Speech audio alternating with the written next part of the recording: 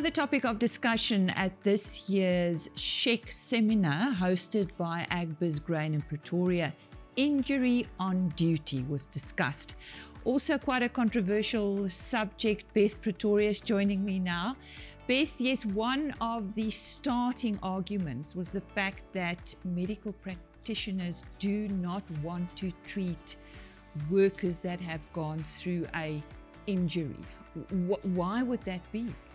Okay, so historically, they've had difficulties in claiming their medical expenses back from the compensation fund. So they'll treat a patient who's been injured on duty and then they haven't been paid, they haven't received payment, and they've got large outstanding debts. So that is one of the main reasons for medical practitioners not wanting to treat employees as injuries on duty. So they will treat them as a cash patient or on their medical aid, which opens up another can of worms, but treating them as an injury on duty patient, a lot of medical service providers are reluctant, have become reluctant due to that. So what would the solution be? I mean, we had a big discussion of an hour and a half today. Yes. What came off the floor? So let's look at some of the problems.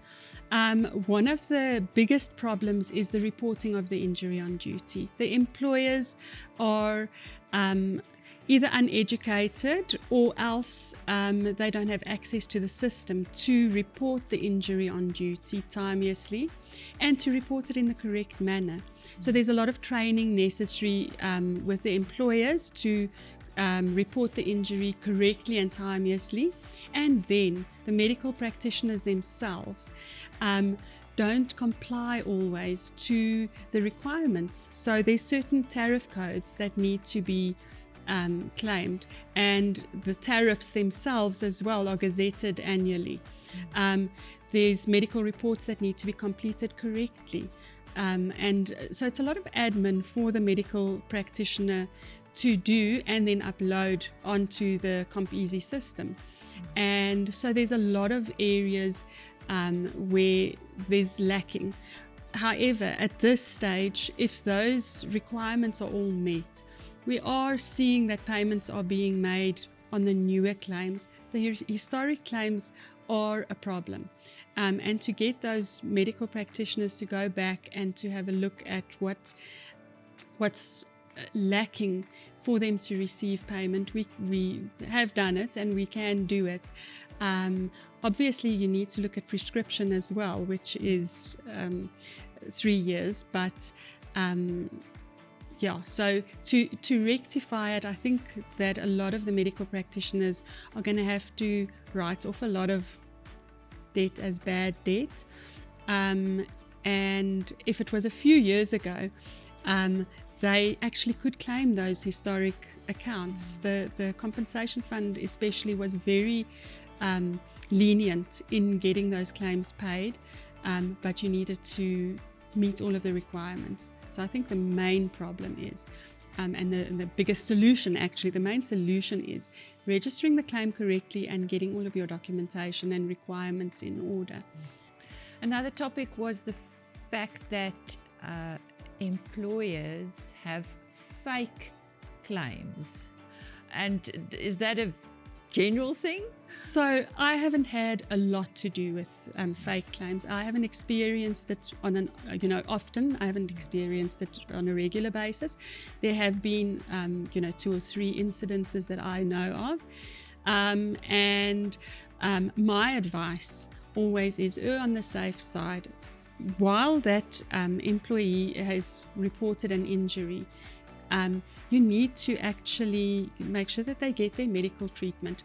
But there's a question on the WCL2, which is the employer's report of an accident, which asks you, are you satisfied that this employee was injured in the manner stated? And if you mark no, you give your reasons. And then it's in the compensation fund's hands to decide whether they're going to accept liability for this claim or not. And obviously, the employer is obliged to investigate and to see was this a work-related injury or not? Beth, there's just so much we can talk about today, but we never have the time. So what would your recommendations be in closing to both the employer and the employee?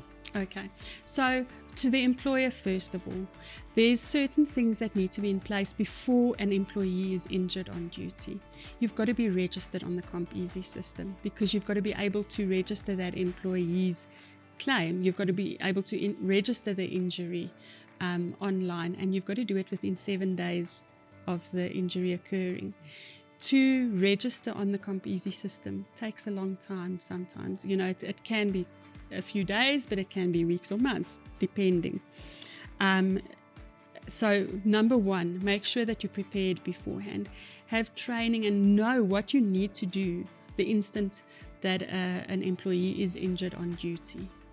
And that, the employees, there's not really a responsibility on them. Make sure that you do your work as safely as possibly. But on the employer's side, make sure everything is in place so that when an injury occurs, you can report that injury in the correct manner, and that way you can ensure that the medical service providers will get their payment, and then they're going to be more positive to treat your employees for injuries on duty. Beth, thank you very much. You're very welcome. Beth Pretorius today talking about injury on duty, one of the topics of discussion at the Agbiz Grain SHEQ-seminaar presented here in Pretoria.